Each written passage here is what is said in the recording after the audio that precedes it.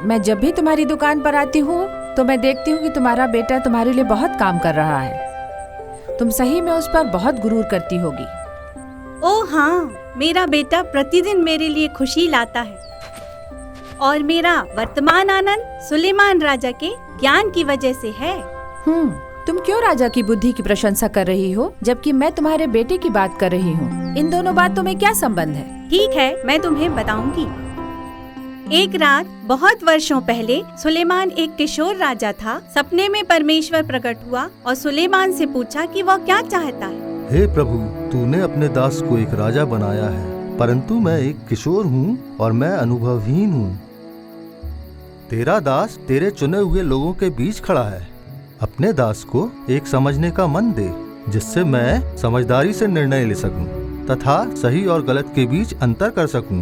परमेश्वर ने सुलेमान से कहा कि उसने लंबा और खुशहाल जीवन या शत्रुओं पर विजय नहीं मांगी थी, परंतु बुद्धिमानी पूर्ण निर्णय लेने की योग्यता मांगी थी। इसलिए वह सुलेमान की विनती पूरी करने से खुश है और वह उसे सभी लोगों से श्रेष्ठ बुद्धि और विवेक प्रदान करेगा। परमेश्वर ने सुलेमान से ये भी कहा कि वो उसे धन दौलत और सम्मान भी देगा जो उसने नहीं मांगे, जिससे वो इस पीढ़ी का सबसे महान राजा होगा। उसे बिल्कुल ठीक मालूम था कि उसे आगे क्या करना है। सुलेमान यरूशलेम गया, परमेश्वर की वाचा के संदूक के सामने खड़ा हो गया, होम बलि और मेल बलि शांति के लिए चढ़ाया। इसके बाद दो स्त्रियां राजा सुलेमान के पास आईं और वहां खड़ी हो गईं, क्योंकि वे आपस में शांति से नहीं रह सकती थीं। इसलिए उनमें से एक स्त्री ने कहा, मेरे स्वामी, ये स्त्री और मैं एक ही घर में रहती हैं। मेरा एक सुंदर बच्चा हुआ जिस समय ये स्त्री मेरे साथ घर में थी। मेरा बच्चा होने के 3 दिन बाद इस स्त्री का भी एक बच्चा पैदा हुआ। रात के दौरान इस स्त्री का बच्चा मर गया, अतः आधी रात को ये स्त्री उठ बैठी और मेरे पास से मेरा बच्चा उठा लिया। मैं आपकी दासी उस समय सो रही थी, तब इसने अपना मरा बच्चा उठा लिया और उसे मेरी छाती पर रख दिया। सुबह मैं अपने बच्चे को दूध पिलाने को उठी।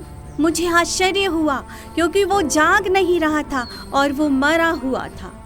किंतु सुबह होने पर जब मैंने उसे ध्यान से देखा, मुझे मालूम हुआ कि वो मेरा बच्चा है ही नहीं। नहीं, मेरा बेटा जिंदा है, तुम्हारा बेटा मरा है। नहीं, तुम्हारा बेटा मरा हुआ है, मेरा बेटा बिल्कुल जिंदा है। मेरी तलवार लाओ। मैं जिंदा बच्चे के 2 टुकड़े करना चाहता हूँ और उसका आधा हिस्सा एक स्त्री को और आधा हिस्सा दूसरी स्त्री को देना चाहता हूँ। बहुत परेशान होकर बच्चे की असली माता राजा से बोली, क्योंकि उसका माता का प्रेम जाग उठा था।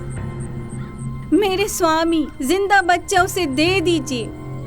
आप चाहे कुछ भी कीजिए, किंतु मेहरबानी से इस बच्चे की हत्या मत कीजिए। यदि तेरी यही इच्छा है तब हम में से किसी को भी बच्चा नहीं मिलेगा। मैं तो कहती हूँ वो इसके 2 टुकड़े कर दे। रुक जाओ, पहली स्त्री को जिंदा बच्चा दे दो, उसकी हत्या मत करो, क्योंकि वो ही उसकी असली माँ है। जब इस्राएल के लोगों ने ये सुना, तब वे सुलेमान का अधिक सम्मान करने लगे, क्योंकि उन्होंने ये अनुभव किया कि उसके पास ऐसी बुद्धि थी जो केवल परमेश्वर से ही प्राप्त हो सकती थी। मैंने भी राजा सुलेमान की बुद्धि की इस कहानी को सुना है, किंतु मुझे विश्वास नहीं था कि यह सच होगी।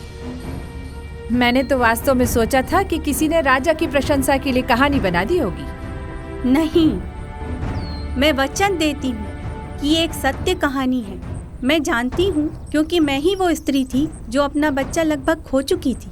ये केवल राजा की महान बुद्धि थी जिसने मेरे बहुमूल्य बच्चे को बचा लिया। वही बेटा आज हमारे परिवार में कार्य करता है। बिना राजा सुलेमान के मेरे पास बेटा नहीं होता। मुझे नहीं पता था कि तुम ही उस कहानी की वो स्त्री हो और यही वो लड़का है जो हमारे सामने काम कर रहा है।